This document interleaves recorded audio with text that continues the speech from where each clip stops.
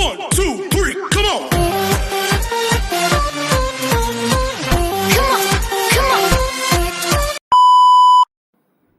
Hello beautiful people! Welcome back to my channel. This is your Mama Sam. Hola mga amigo, amiga, kumare at kumpare. Kamusta kayong lahat? Sana lahat po kayo ay okay at safe ngayong araw na ito. At syempre, kung ako naman ang tatanungin nyo, nakikita naman ninyo ang beauty ng Mama Sam ninyo. Fresh overload pa rin, di ba? Ganyan talaga kapag umiinom ka ng maraming vitamin C plus kumakain ka ng maraming banana. Dahil sa banana, mas nakakaloka ang ganda ng Mama Sam ninyo. Charot! So, kamusta naman kayong lahat? Sana lahat kayo ay okay na okay ngayong araw ng Monday. So, happy Monday sa atin lahat ng bonggong-bongga. At hindi lang yan, syempre, gusto ko rin magpasalamat sa walang sawang tumatangkilik dito sa Mama Sam Vlog, araw-araw, lagi-lagi. Maraming salamat po sa pagmamahal at support na binibigay ninyo. At hindi lang yan, syempre, sa lahat ng mga makasolid na Mama Sam dyan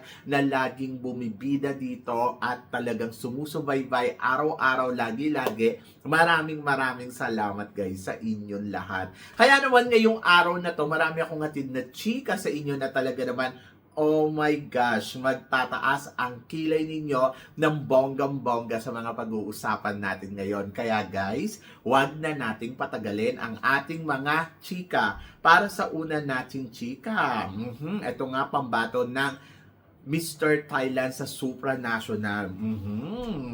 Panalo. So, panalo kaya talaga. So, anong chika mo dito, Mama Sam? Well, ang chika ko ay bongga. Yes, si Jack Tatos nga ang ilalaban nila dito sa Mr. Supranational kung saan na ito ay nag-compete na sa isang international pageant na kung saan nag-title din siya. And then, ngayon, ang masasabi ko ay panalo. Panalo yan dahil ang tangkad, ang gwapo in person, tapos alam mo yun, ang galing din magsalita, and then modelo. Yes, kaya swak na swak siya dyan sa Mr. Supranational. Hindi ko lang alam kung siya yung ipapanalo, pero sa tingin ko, malaki ang tsansa ngayon ng Thailand na may uuwi ang title ng Mr. Supranational. Kaya, abangan natin yan. Pero syempre, ang pambato natin ng Mr. Supranational ay kailangan din kumilos dahil sayang naman yung kagwapuhan niya. Actually, kaya niyang kabugin to kung tutuusin. Kaya lang, depende yun sa paghahanda ng pambato natin na si Felipe. Kung itong si Felipe ay talagang tututukan niya in 2 months ang kanyang training para dito sa laban niya sa Mr. Supranational, may ibubuga si Felipe.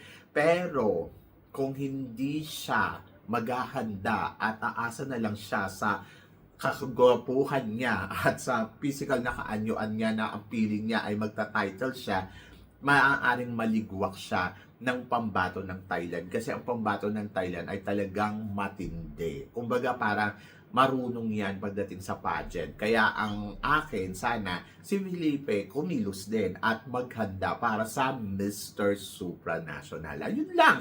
And then, kaya natin talunin yan kung talagang paghahandaan. Pero kung easy-easy, syempre, walang mangyayari, di ba? But malakas ang pambato ng Thailand ngayong taon na to kasi nga, ang gwapo na, ang sexy pa, di ba? So, yun, good luck sa kanila and I hope na sana manalo sila ngayong taon na to. And then, para naman sa sumunod na chika, eto nga, isa din sa mga pinag-uusapan ngayon, Pauline Amelets kaya ay bumalik sa Miss Universe Philippines. To be honest ako masaya na ako kay Pauline Amelets na ayan, nakikita natin siya nag-hosting, ayan yung trabaho niya. Pero kung may isipan niyang bumalik, bakit hindi? Kaya nang kasi parang feeling ko, job well done na si Pauline bilang isang kandidata natin noon sa sa supranational na naging first runner-up. Kumbaga parang, kailangan pa bang maging Miss Universe pa? Di ba? So, magastos ang Miss Universe. Pero, titignan natin kung si Pauline nga ba ay may plano nga ba talagang magbalik sa mundo ng pageantry. And then, tignan natin kung paano niya susungkitin ang corona ng Miss Universe Philippines. Pero kung ako ang tatanungin ninyo, okay na ako na hindi na magbalik si Pauline Amelets at manatili na lang siya sa ginagawa niya at suportahan na lang natin siya doon, no? But depende sa kanya yon kung gusto niya. Syempre, susuportahan natin. Pero ayun yung sinasabi ko. Ako, kontento na ako na naging first runner-up siya sa supranational. Ganun talaga, may mga girls talaga na lumalaban na hindi natin, kahit ito yung gusto natin, hindi naman na ibibigay sa kanila. Pero, tingnan natin kung may plano pa ba si Pauline talaga magbalik at kung magiging destiny niya nga ba talaga ang maging isang Miss Universe Philippines in the future. Diba? So, laban lang. Para naman sa sumunod na chika, eto nga, sinasabing ganon, MJ Lastimosa, bakit hindi mag Miss Grand All-Stars? To be honest, ayan din yung naisip ko eh. Kasi diba, parang hanggang ngayon hindi pa sila okay ni Mr. Nawat. Pero kung mag-a-apply siya ng MGI All-Stars, depende na lang yun kung magbabati talaga sila ni Mr. Nawat. Pero feeling ko may chance na magbati sila. Bakit naman yung kandidata ng Miss Grand noon nagalit si Mr. Nawat sa kanya? Pero tingnan nyo naman, grabe supportahan ni Mr. Nawat ngayon at talagang mahal na mahal niya, di ba? So ganun din sa MJ Lastimosa. Nakikita ko din na may ganun factor din na alam mo yun, i-embrace niya rin si MJ. And then, parang feeling ko maganda din para sa karera ni MJ Lastimosa na maging MGI All-Stars in the future. Diba? So, yun yung abangan natin kay MJ Lastimosa kung may plano nga ba siyang sumali sa MGI in the future. Siguro hinihintay niya lang siguro magbati muna sila ni Mr. Nawat, no? But, good luck, malay mo. Kaya lang nagalit talaga sa kanya ng bonggang-bongga si Mr. Nawat. Kaya ayun, ang hirap din, di ba? And then, para naman sa sumunod natin, chika, pambato natin dito sa Miss Eco International, umaariba ng bonggang-bongga. Anong masasabi mo dito, Mama Sam? Well, ang masasabi ko dyan ay iba talaga si Doc Gabby, lumalaban. Binibigay niya talaga yung best niya, di ba? So, after niyang maka-placement nga dito sa mga challenge dito sa sa Miss Eco, after nung Miss Fitness, pagkatapos first runner-up siya doon. Tapos dito din sa talent, nag-first runner-up siya. At ngayon naman dito na, syempre sa swimsuit competition nila na talaga naman, oh my gosh, ang sexy ni Doc Gabby, di ba? Na parang talagang masasabi mo si Doktora talaga ayaw talagang magpakabog, lumalaban. Simple pero oy grabe ang palo So yun, so tignan natin kung ano at saan makakarating talaga si Doc dito sa kanyang laban dito sa Miss Eco International. Siyempre, supportado natin yan at pinagpipray talaga natin na sana makuha niya talaga ang back-to-back win ngayong taon na to. Kaya ngayon pa lang, I'm so excited na for her laban niya. Diba? So, yun. Pero eto, mas lalaban at mas kakabog. Pinag-uusapan nga ngayon ang Team Philippines dito syempre sa MGI All-Stars. So, ayun nga, grabe. Talagang kanina ay paandar na ang mga kandidata natin na talaga naman, oh my gosh, ang gaganda nila. Alam mo yon, yung mga Team Philippines talaga, ayaw talaga magpakabog. Iba talaga ang kumpiyansa nila. Samantalang yung ibang candidates, talagang alam mo yon, todo-todo na, bigay na, pero ang Team Philippines, alam mo yon, kami ang reyna, ganon ang drama. Ayaw magpakabog talaga, lahat sila magaganda, lahat sila day by day may mga eksena talaga. And then, happy ako dahil nakikita natin na talagang lumalaban at kumakabog ang mga kandidata natin. At in fairness naman sa kanila, malakas talaga ang laban nila sa competition ng MGI All-Stars. Dito talaga magkakaalaman kung gaano kalakas, kagaling ang gandang Pinay, di ba? So yun, so laban yan and good luck, syempre. Ako naman naniniwala naman ako na aariba yung mga yan ng bonggang-bongga at alam mo yun, kakabog talaga sila sa competition na to. Hindi sila basta-basta magpapatalo ng ganun-ganun na lang, di ba? So, kita naman natin na ay lumalaban ng ganda. Iba-ibang putahe pero alam mo yun na may ibubuga talaga sa competition na to. Kahapon nakita ko nga yung mga candidates natin. Sabi ko, my gosh, nakakaloka, nakaka-excite. Actually, sila yung nagbigay ng buhay dito sa MGI All-Stars. Sa totoo lang. So, yan. Kaya naman si Mr. Nawat, eto nga, talaga namang kapit daw sa Pilipinas dahil bilib na bilib daw si Mr. Nawat talaga sa galing ng mga Team Philippines. Yes, imagine ninyo, syempre 5 kandidata. Bukod doon, syempre, may 3 tayong magiging host na talaga naman, oh my gosh, ang gagaling at ang lalakas neto. Syempre, Emma Tiglao, CJ Opiasa at Michelle D. Nakuha talaga ni Mr. Nawat si Michelle D para maging isa sa mga host niya dito sa MGI All-Star. So, ibig sabihin, ginastosan to ni Mr. Nawat ng bonggong-bongga. And then, of course, nandiyan din si Jojo Braga, isang sponsor nila para sa sapatos naman, o, di ba? Kaya naman talaga ang Team Philippines talaga ay maaasahan ni Mr. Nawat pagdating dito sa pagpapaingay ng kanyang bagong pageant na MGI All-Stars. Ang masasabi ko lang ay iba talaga ang galing ng Pinoy, no? Pang world class talaga. And then, kahit naman yung nagsisimula noon ang Miss Grand International, ang mga Pilipino na talaga ang kasama ni Mr. Nawat para sa kanyang pageant. And then, eto naman ngayong bagong pageant niya, Pinoy pa rin talaga ang kasama niya, di ba? O, nasaan sila Indonesia, di ba? Wala. So, yon. Pero, syempre, happy ako kay Mr. Nawat dahil nakita naman natin na talagang umuunlad ang kanyang pageant na sinisimulan mula noon hanggang ngayon. Imagine ninyo, nakita ba ninyo ang Miss Grand International kung nasaan na siya ngayon, di ba? At least ngayon, meron na tayong 2 reyna. And then, dito naman sa MGI All-Star, syempre, susubukan ng galing uli ng mga Pinay dyan.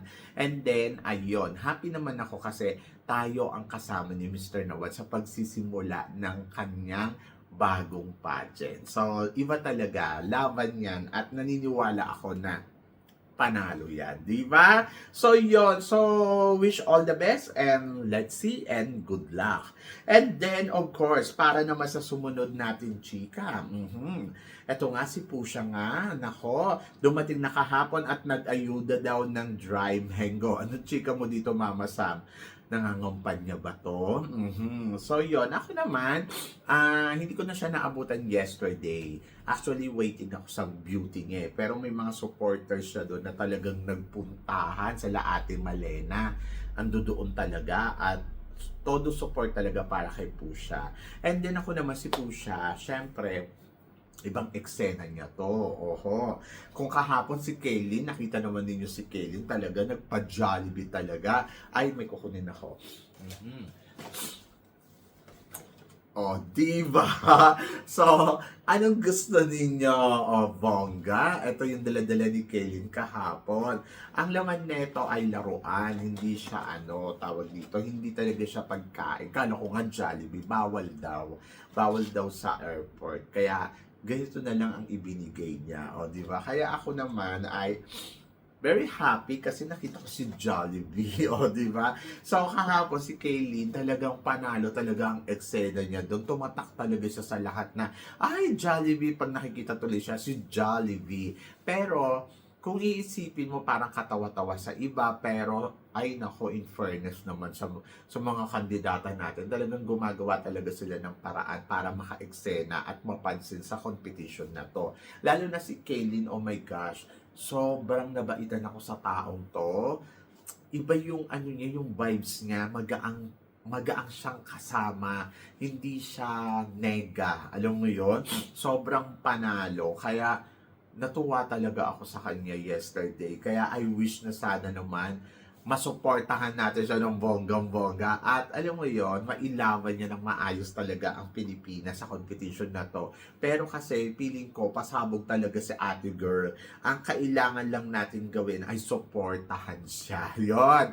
And then ito naman, syempre si Pusha, alam naman natin na iba din ang atake nito. Naniniwala naman ako na well prepared din naman talaga si Pusha sa competition ng ng MGI All-Stars. Hindi naman lalaban yan kung wala naman siyang paandar. But, wish all the best syempre sa mga candidates natin. Malalakas sila at talagang may laban sa competition na to. Kaya I'm so excited. Excited ako sa paandar bukas. Bukas na nga magkakaalaman kung sino ba ang malakas at kung sino ba talaga ang kakabog sa competition na yan. Kaya abangan natin siya.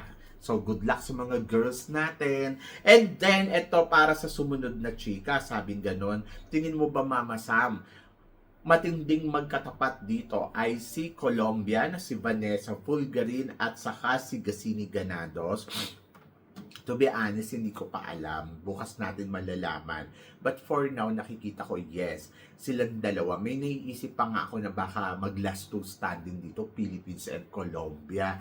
Pero nakikita ko din na malakas din ang laban ni Dominican Republic, si Yamilex. Oho, kasi iba din ang ate mo. Lumalaban si Yamilex Hernandez. Oo, talagang bongga din ang lola mo at hindi rin nagpapaawat. Eksena kung eksena din kahapon.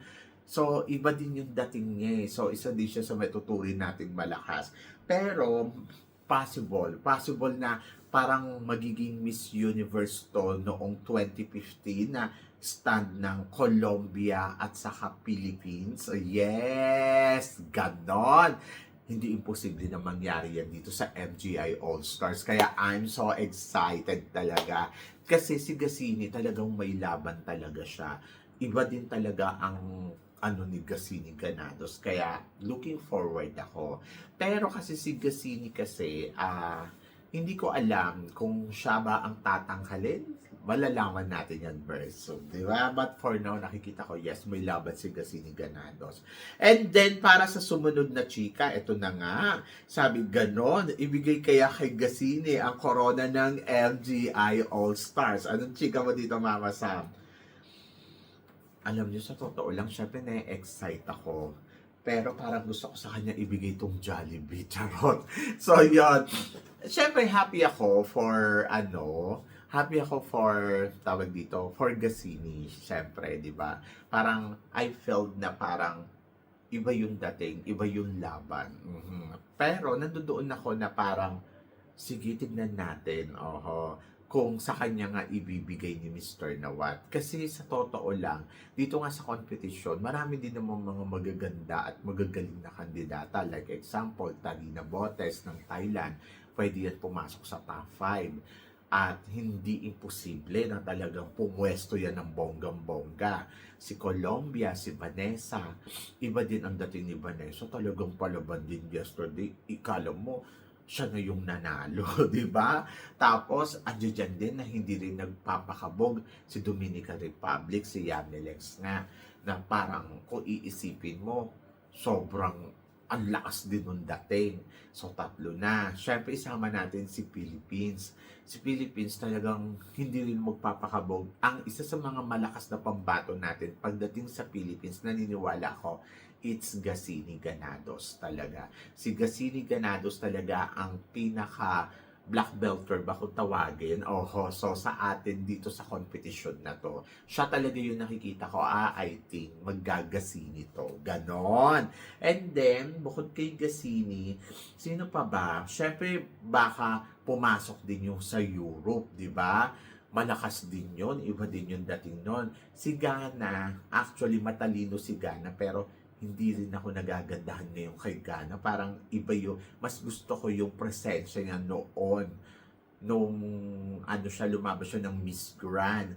Pero hindi din natin pwede i-underestimate ang kakayahan ni Gana. Kasi si Gana pwede din itong maka-top 5 talaga sa Miss Grand All-Stars. Kasi talented din talaga si Gana. At alam mo yun, may ibubuga talaga sa competition na to. Kaya overall, ay nako, I'm so excited talaga. Yes, malaki yung chance natin na makuha ang corona, pero let's see na lang sa laro nila kasi syempre marami din talagang lumalaban at may mga candidates din from another country na hindi mo din pwede talagang i-underestimate, lalo na pag nakita mo sila sa person, talagang oh my gosh, maloloka ka talaga ng bonggang-bongga. Ang lakas talaga maka-MGI All-Stars. Ganon! But let's see, di ba? Hindi pa naman nag-aano talaga eh. Bukas makikita natin silang lahat at doon natin malalaman kung sino nga ba ang aangat sa lahat ng laban ng mga girls na nagkukumpit dito sa MGI All-Stars ngayong taon na to. So, yun! So, syempre pupunta ako doon. So, update ko kayo bukas kasi may invitation na ako. Charot! So, yan! So, kayo guys, ano guys ang masasabi ninyo dito sa mga pinag-uusapan natin ngayon? So, i-comment below mo yan para at least malaman ko naman kung ano naman ang chika mo dito sa mga tinatalakay natin. Syempre, maraming salamat sa inyong lahat sa love and support na binibigay ninyo syempre dito sa channel ko. At sa mga hindi pa nakaka-follow at nakaka-subscribe, please don't forget to click like and subscribe my channel at i-click nyo na rin po ang notification bell to more updated syempre sa aking mga chika. Sabi nga ganon, always keep smiling and laban lang. So guys, hanggang dito na lang. Hanggang sa muli nating chikahan. Paalam. Thank you guys.